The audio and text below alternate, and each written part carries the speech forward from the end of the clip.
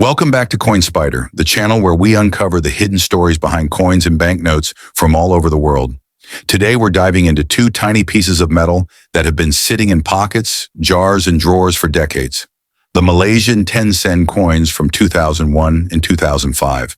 Could one of these humble coins secretly be worth a fortune?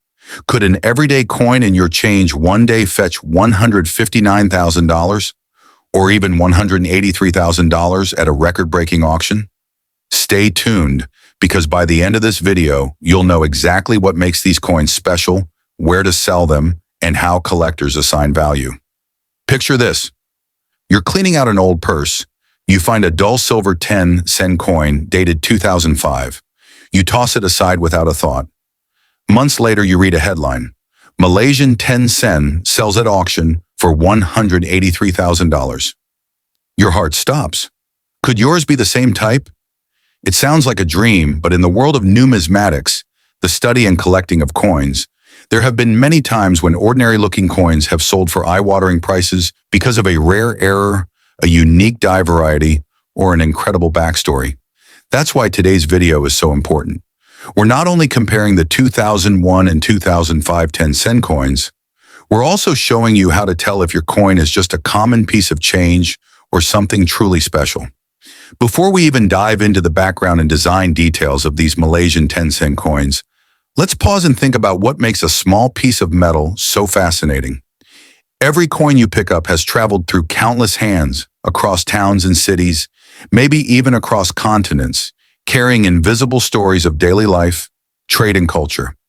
In the case of the 2001 and 2005 Malaysian 10-cent coins, they aren't just change for a bus ride or a cup of tea. They're also miniature history books struck in copper nickel, linking you to the people, traditions, and milestones of Malaysia at the turn of the century. By looking closely at them, you're not only seeing their monetary value, but also unlocking a snapshot of a nation's identity and craftsmanship. That's why collectors around the world still get excited when they spot these coins in their change or in a dealer's tray, hoping to uncover some detail that others have overlooked. History and design. First, let's look at what these coins actually are. Both coins were minted by Bank Negara Malaysia as part of the second series of Malaysian coinage, which ran from 1989 until 2011. They're struck in a copper-nickel alloy, weigh 2.82 grams, and measure 19 millimeters in diameter. On the obverse, the front, you'll see the national flower of Malaysia, the Hibiscus rosa sinensis, surrounded by the words Bank Negara Malaysia. Beneath it is the denomination 10 sen in the year of issue.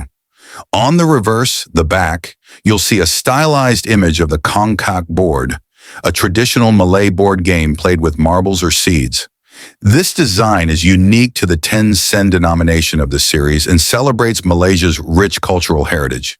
So visually, the 2001 and 2005 coins look almost identical, except for the year.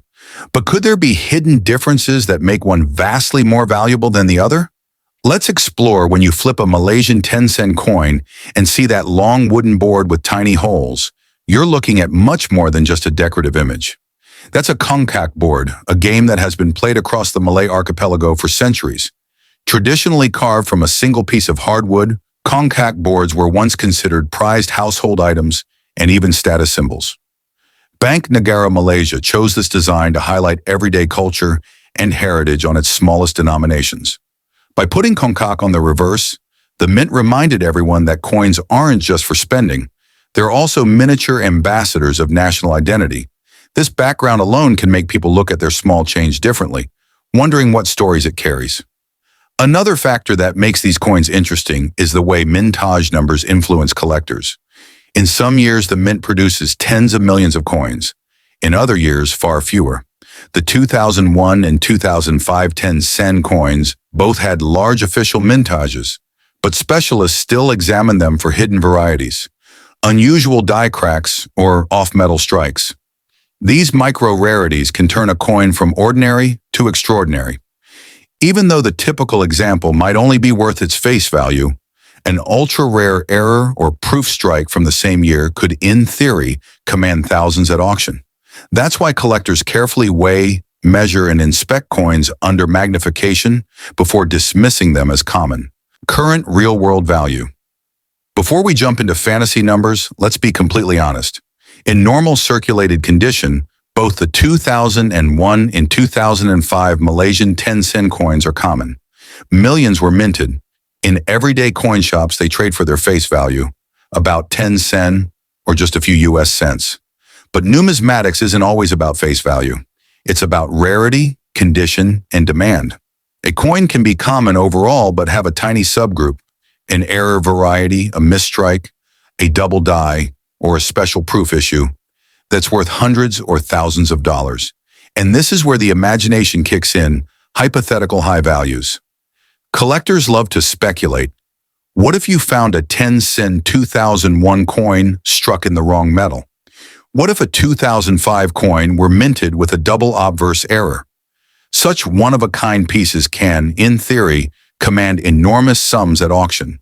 For example, imagine a 2001 10-cent with an ultra-rare mint error crossing the block at an international numismatic sale. In a competitive bidding war, it could theoretically climb over $159,000. Or picture a unique 2005 10-cent pattern coin discovered in a former mint employee's estate. With the right provenance, it might soar to $183,000 at a headline-grabbing auction. These numbers aren't the normal market price. They're the dream scenarios collectors talk about late at night. But they illustrate why you should always check your change carefully. 2001 versus 2005. Comparison. So which coin should you pay more attention to? 2001 10-cent. Large mintage, but there are rumors of off-metal strikes and rotated die errors. If you ever find a flawless, uncirculated, or error example, it could be a sleeper hit. Hypothetical dream price, $159,000 plus.